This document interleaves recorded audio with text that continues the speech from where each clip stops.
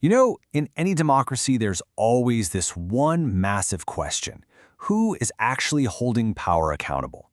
Well, today, we're jumping into a major constitutional review from Ghana that's looking to completely shake up the institutions designed to do just that. Let's dive in. It seems like a simple question, right?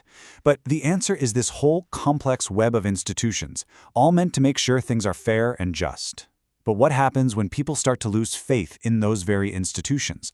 When it feels like the system is, rigged? That is exactly the problem this constitutional review is trying to solve. And right there, that's the core of it. This isn't just about tweaking a few rules here and there. The mission is way bigger. It's about restoring trust. That tells you that every single recommendation we're about to look at is a direct answer to a really deep crisis in public confidence. So, where do these reforms kick off? First on the list is a really important advisory group for the president, the Council of State. This group sits right at the heart of the executive branch, so its influence is a pretty big deal. Okay, so its official job is to be a source of wise counsel, like a board of experienced advisors helping to guide the nation's leader. The question is that how people actually see it? As a source of wisdom, or maybe just a rubber stamp for whatever the president wants? And this is where it gets really interesting. You've got the problem on one side, the perception that the council works in secret and is just packed with political allies. And on the other side, you've got the solutions, really concrete ideas like making meetings more transparent and completely rethinking its size and who gets to be on it. The goal here is to turn it from that perceived rubber stamp into a genuinely independent. All right, so from the president's advisors, the report moves on to what's supposed to be the final backstop for legal accountability, the judiciary. I mean, when everything else fails, the courts are where people are supposed to find justice. But even this super important institution has its own issues.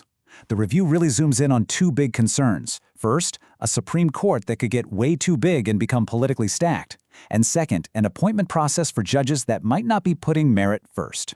And this is one of the boldest proposals in the whole report, a hard cap on the number of Supreme Court justices.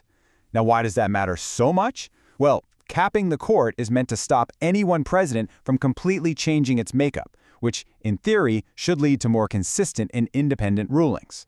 But they don't stop there. The report lays out a whole new way to become a judge. It's a pretty big overhaul. It would start with a competitive process based on merit.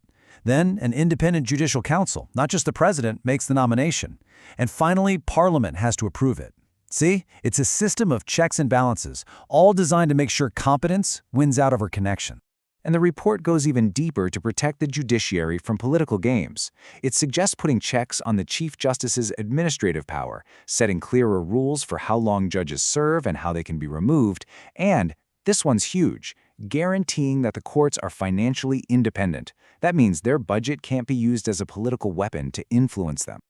Okay, so we've looked at advisors and we've looked at the courts. Now, how does the review plan to tackle corruption head-on? Well, it seems the thinking is that it's time for a brand new tool, something with a single, powerful mission.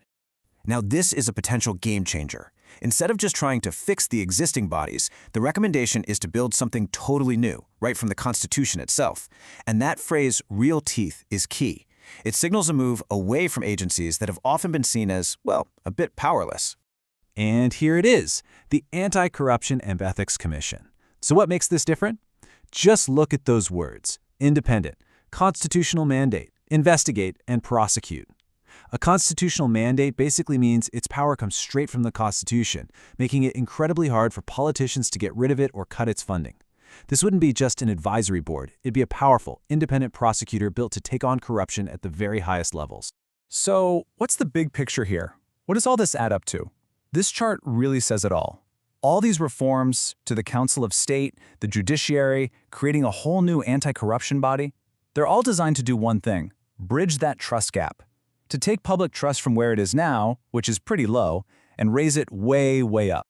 And this quote just gets right to the heart of everything. This isn't just about shuffling the deck chairs or making technical fixes. It's about something so much deeper: renewing people's faith in the very foundations of Ghana's democracy. And that leaves us with one final and really important question.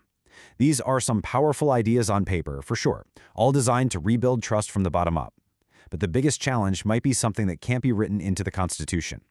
Can new rules, no matter how good they are, actually change a whole culture of governance? And that's the question this report leaves for the entire nation to figure out.